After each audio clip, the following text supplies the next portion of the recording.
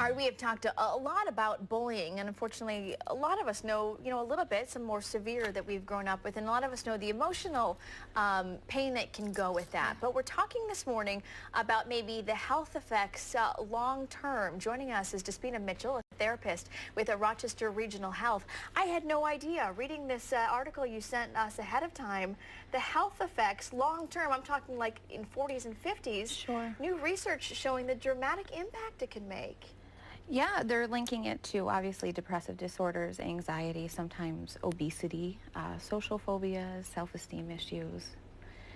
It can go on the list. And so I think we oftentimes, I know we've unfortunately had our share of stories in the Rochester region where we focus so much on the person who is doing the bullying, and maybe not so publicly on the people who are being bullied. Should this change a little bit, considering the long-term health effects, the way we are caring for the kids who are experiencing being on that end of being bullied? Sure, and I think that schools, and I know as mental health providers, we're doing what we can to recognize signs, educating families. Schools are also developing programs.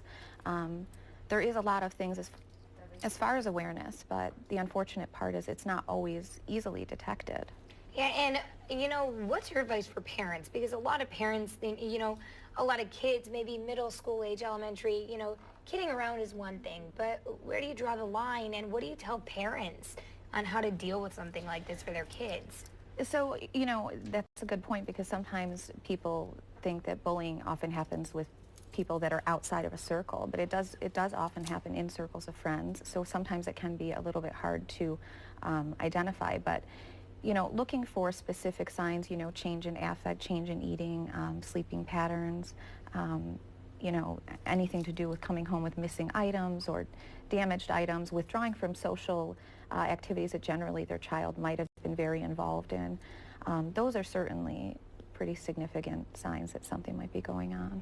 Yeah. We're hearing this new data again. These statistics showing up in people who are in their 40s and 50s. If we've been in that boat of maybe having been bullied as a kid, here you are as an adult saying, "I'm hearing these statistics health-wise. I don't want to be that person statistically, health-wise." Can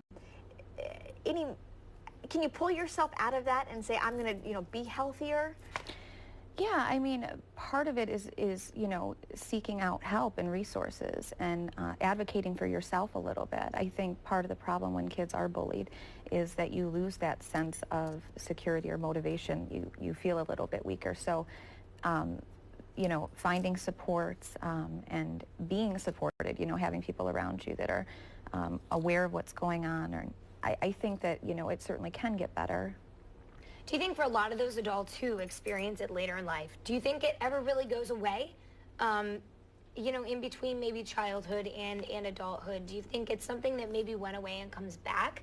Or do you think it's something that they live with their entire lives? You hope that it would go away if if they work through it. But sometimes if it is not dealt with, it certainly can travel into adulthood.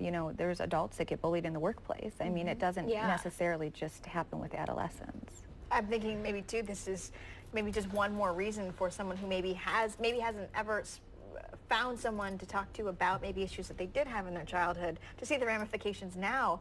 I guess it's never too late, as you mentioned, to seek help and talk through that? Sure, no. I mean, now, too, there's so many more resources, because I think it's really been identified as a problem, and that's always the first way to come up with solutions. So there's a lot more awareness, there's a lot more resources available to anybody who would want to seek out any type of support. Despina Mitchell, wow, interesting research you brought our way. Thanks so much. Thank you. We appreciate it. We have to run. Want to let you know your local headlines are coming up next.